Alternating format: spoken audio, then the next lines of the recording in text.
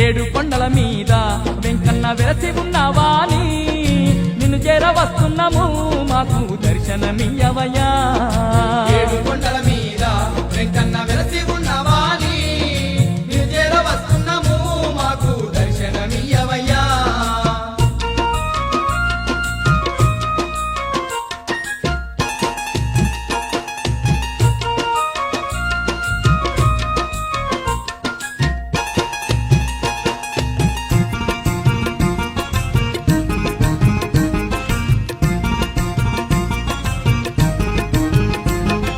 వైకుంఠము విడిచి